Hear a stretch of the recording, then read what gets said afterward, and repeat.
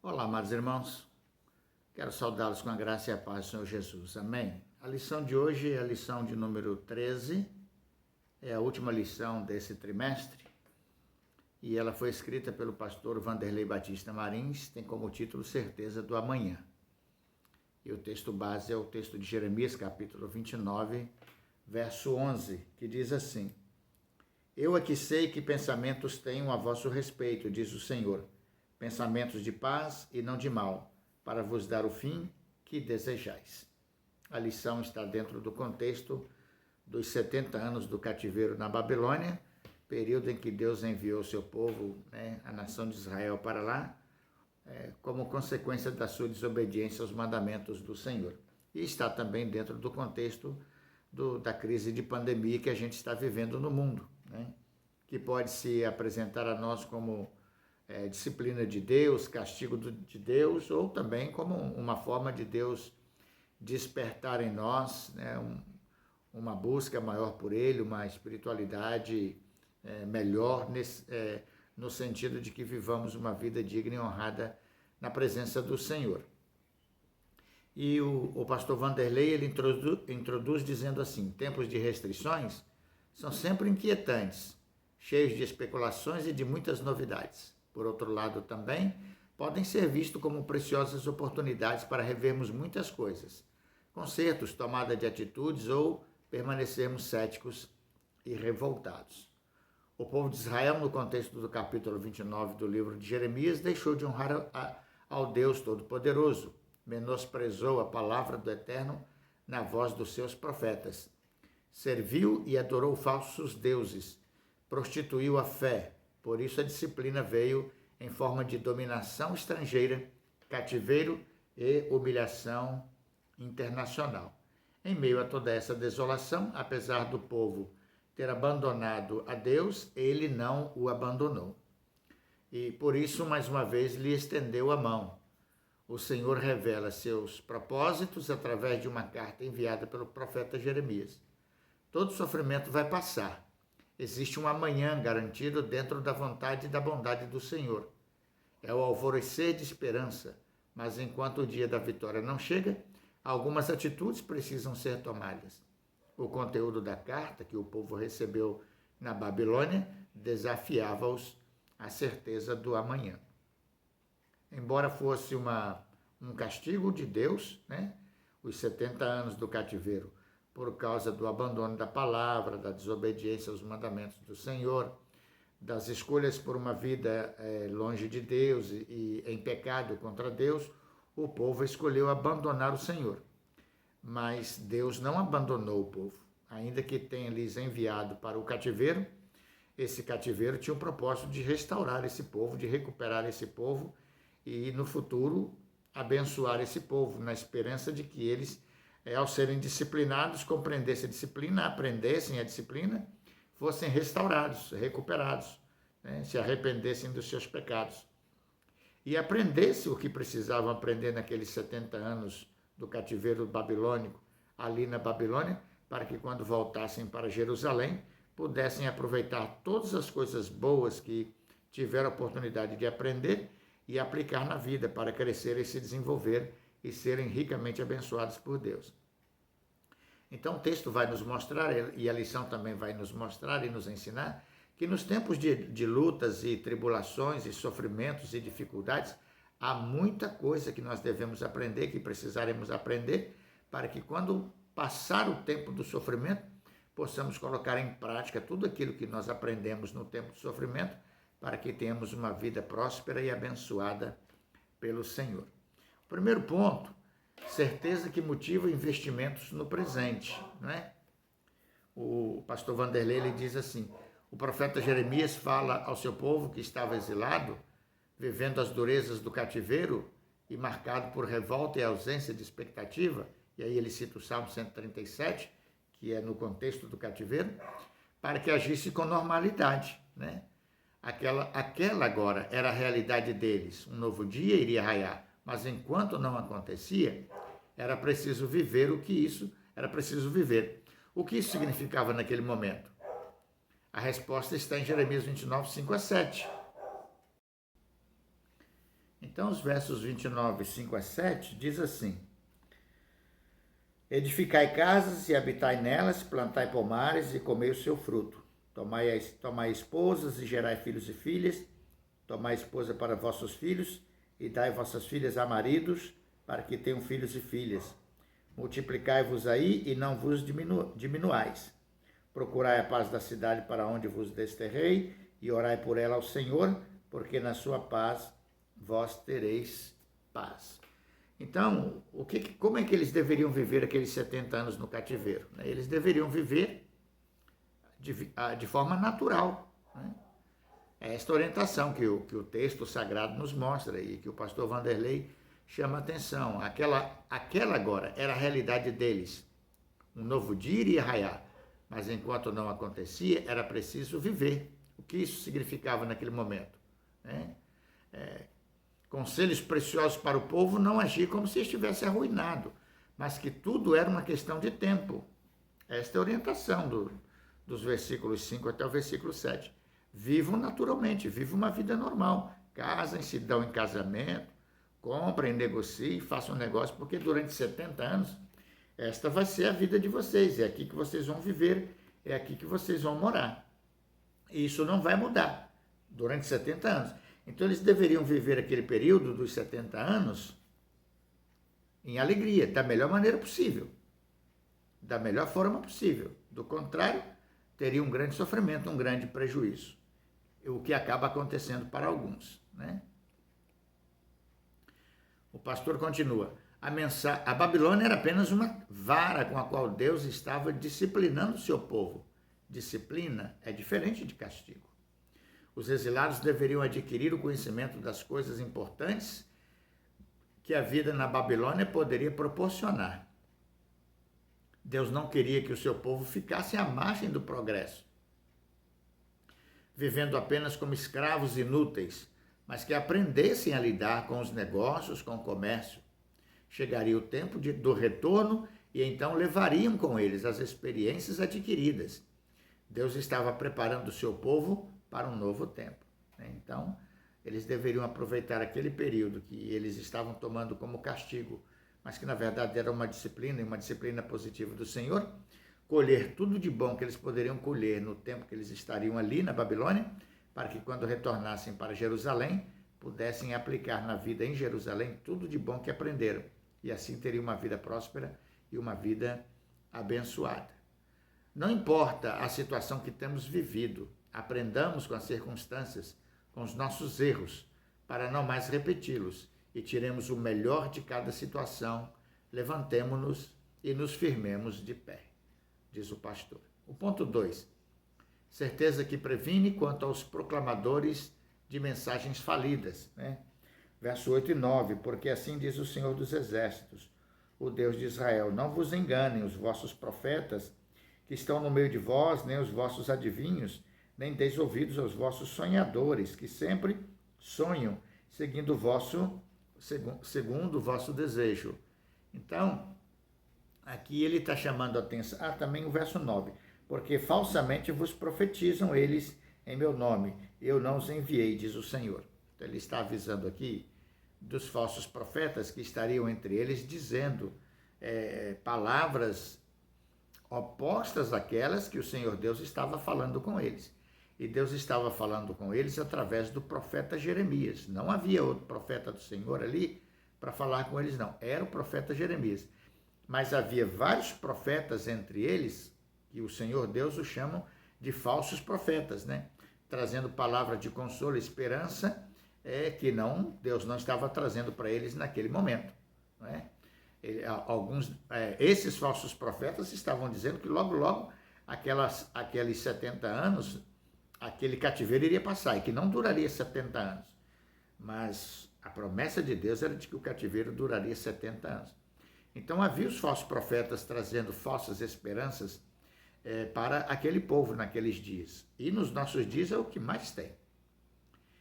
E o pior, irmãos, é que há muita gente que prefere dar ouvidos aos falsos profetas, porque eles trazem palavras de esperanças miraculosas para rápido, para já.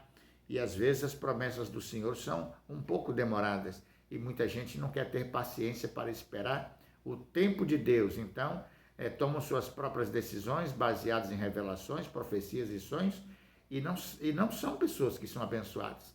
E acabam se frustrando, se decepcionando e muita gente perdendo a fé no Senhor porque deram créditos aos falsos profetas dos dias atuais.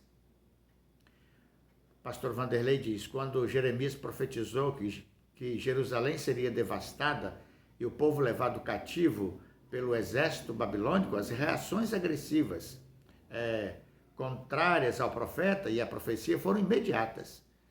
E ele cita o capítulo 19, versículo 3 a 8, e o capítulo 20, versos de 1 a 5. Né? Nesse tempo, vários impostores se levantaram com mensagens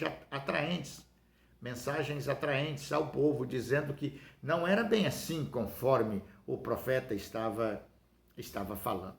Não é? A mensagem do falso profeta parece ser verdadeira.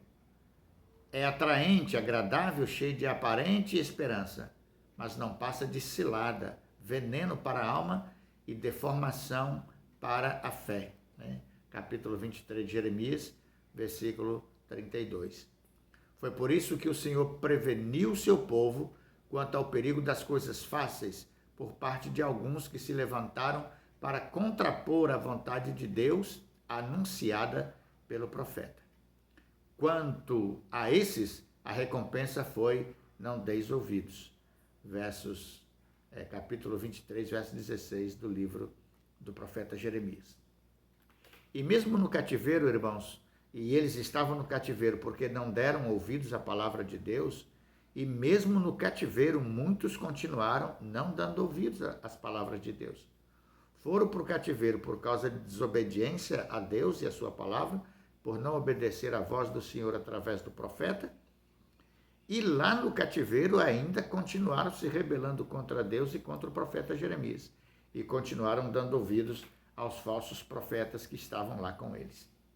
O povo precisava aprender a ficar atento, voltar-se para o Senhor e não se deixar levar pelos impostores do ofício profético. Precisava também ter os pés no chão, firmeza na fé e certeza no amanhã, para não ser enganado, devorado pelos lobos vestidos de ovelhas. E aí ele está citando Mateus 7,15, e pelos contadores de sonhos, que ele chama de mensageiros irresponsáveis. Em todos os tempos, para quem crê na intervenção divina e tem certeza do amanhã, só existe uma fórmula para se proteger desses falsificadores da palavra: o conhecimento da suficiente e eterna palavra de Deus. Façamos como os bereanos, conferindo todas as coisas na palavra, para ver se estavam conforme. Atos 17, verso 11. Assim sendo, permaneçamos firmes na lealdade ao Senhor e à sua palavra, mesmo que a palavra do Senhor nos pareça dura. Ele sabe o que diz e por que diz. Verdadeiramente ele sabe o que eu e você precisamos ouvir. A semelhança de muitos no cativeiro babilônico, que preferiram dar ouvidos aos falsos pregadores, hoje também. Muita gente prefere ouvir os falsos pregadores e se afastam do evangelho puro, santo e verdadeiro de Jesus, que é um evangelho que exige mudança de vida, transformação de vida, sacrifício, renúncia ao pecado, né? Uma vida de submissão a Deus, a sua palavra, de obediência aos seus mandamentos, uma vida de serviço cristão, de amor ao próximo, de zelo, de cuidado, de respeito à doutrina, de amor à igreja. Muita gente não quer essas coisas, né? Querem estar na igreja e vivendo do jeito que acha que deve viver, e que ninguém tem que interferir na sua vida, que o sermão do pregador, do pastor, do missionário não interessa, que aquilo não é Deus que está falando, que Deus não é assim. Hoje em dia tem muita gente dizendo que Deus não manda ninguém para o inferno, que o inferno não existe, que Deus é amor e só é amor, e que Deus é bom e ama todo mundo, e com isso as pessoas vão vivendo no pecado, não sentindo necessidade de mudar de vida, e no final terão as suas almas condenadas ao fogo do inferno, e juntamente com eles os falsos pregadores. E são muitos os falsos que as pessoas estão dando ouvido, e preferem dar ouvidos a eles do que ouvir um sermão que eles consideram duro, pesado, né? A palavra de Deus, a Bíblia diz que a palavra de Deus é como espada de dois gumes, né? De dois cortes. Ao tempo que ela faz a ferida na alma do pecador, levando ele ao arrependimento, ao reconhecimento do seu pecado e a ter vergonha da vida que leva longe de Deus, ela leva o homem a uma transformação e uma regeneração por meio do arrependimento e da entrega da sua vida a Jesus Cristo como Senhor e Salvador. Tem muita gente indo para a igreja, mas sem compromisso com Deus e com o Evangelho. Terceiro ponto, certeza que conscientiza e nos firmarmos no Deus da promessa. Verso 10 até o verso 11. Assim diz o Senhor, logo que se cumprirem para a Babilônia 70 anos, atentarei para vós outros e cumprirei para convosco a minha boa palavra, tornando a trazer-vos para este lugar. Eu é que sei que pensamentos tenho a vosso respeito, diz o Senhor, pensamentos de paz e não de mal, para vos dar o fim que desejais. Né? Deus garantiu ao seu povo que o conduziria ao retorno, no retorno à sua terra. Seria maravilhoso e consolador poder viver o amanhã sob um novo olhar. A guerra absorvida pela paz, a tristeza do cativeiro suplantada pela alegria da liberdade, a terra estranha substituída pela terra de origem e as noites sombrias de sofrimento pela aurora de um novo dia. Deus estava dizendo assim, vocês vão ficar aí por 70 anos, mas depois de 70 anos eu trarei vocês de volta para casa. E eu vou abençoar a vida de vocês de maneira extraordinária, porque eu bem sei o que eu tenho pensado acerca de vocês. E os meus pensamentos são bons e não são maus. Eu tenho um futuro para vocês. Tudo de bom que vocês querem na vida de vocês, eu estou preparando para vocês. Mas os 70 anos do cativeiro, vocês terão que enfrentar. Então, tudo que Deus fez com o povo de Israel e que faz conosco como igreja e até como indivíduos, Deus tem um plano por trás de todas estas coisas. E não é plano de mal. Deus não quer o mal de ninguém. Ele quer o mal, ele não deseja o mal de ninguém, ele quer o bem, principalmente do seu povo. Mas para que isso se concretize, a gente precisa se arrepender do pecado e voltar para o Senhor. E buscar viver uma vida de obediência e fidelidade à sua palavra e aos seus mandamentos. Pastor Vanderlei diz assim, podemos crer nesse Deus de promessas e crer nas promessas de Deus, pois ele cumpre e cumprirá cada uma delas. Números 23, 19. Sabemos que naquele momento de dor e de vergonha, cada um do povo era levado a pensar em muitas coisas. Uns ouviam os falsos profetas, outros não queriam ouvir nada, mas havia também aqueles que necessitavam ouvir que, embora em terra estranha, não estariam sozinhos. Salmos 145, 18 e 19. O Senhor estava atento aos lamentos do seu povo e velaria sobre a sua palavra para cumpri-la. Os que edificam suas vidas firmados nas promessas do Senhor nunca terão seus sonhos frustrados. Deus via a angústia do seu povo? Estamos certos que sim. Mas o objetivo era disciplinar e não destruir. Só quem ama é capaz de disciplinar. Deus assim diz a seu povo, quando os 70 anos da Babilônia passarem, eu mostrarei que me interesso por vocês e cumprirei a minha promessa de levá-los de volta à pátria. Não somos tão diferentes do povo do Senhor no passado. Também temos pecado, andando por caminhos tortuosos e algumas vezes até distantes do Senhor. É certo que também fomos disciplinados por Ele, mas temos a certeza de que somos filhos e, como tais, somos herdeiros de suas promessas. Quem viveu e sobreviveu à Babilônia pôde ver a promessa cumprida. Esdras capítulo 1 e 3. 1 a 3. Quando em nossa vida tudo parecer impossível, lembremos-nos da promessa do Senhor, pois Ele diz, só eu conheço os planos que tenho para vocês, prosperidade e não desgraça, e um futuro cheio de esperança. Sou eu, o Senhor, quem está falando. Jeremias capítulo 29, versículo 11. Deus fez as suas promessas à sua igreja, a todos nós. E não importa o tempo, irmãos, não importa o tempo que levar, Deus cumprirá em nós tudo aquilo que Ele nos prometeu, Portanto, a gente só precisa esperar, mesmo nesses tempos de angústias e tribulações. Continuar esperando, aguardando o cumprimento da palavra de Deus, andando na sua presença e firmados no seu evangelho. Jamais dando ouvidos aos falsos pregadores e nem em busca de uma vida fácil, porque esta não é a vontade de Deus para a nossa vida. É diante das lutas e tribulações que somos provados e aprovados, e no final seremos todos recompensados. Disse Jesus: ser fiel até a morte e dar-te-ei a coroa da vida. Pastor Vanderlei conclui: em tempos de restrições, o melhor caminho é revisar as práticas de vida, manter a esperança e assumir um novo compromisso com o Senhor. O momento está difícil? Não desanime. Não se deixe levar por mensagens falidas e nem se esconda da vida. Viva a normalidade e procure retirar o melhor de cada situação. Depois da tempestade sempre vem a bonança, mas até para vivermos os dias de bonança é preciso ânimo, força e fé, a fim de reconstruirmos os muros caídos, o templo destruído, edificar casas, arar e semear a terra para novas colheitas. E assim ele conclui a lição de hoje, a última lição do trimestre, cujo título é Certeza do Amanhã.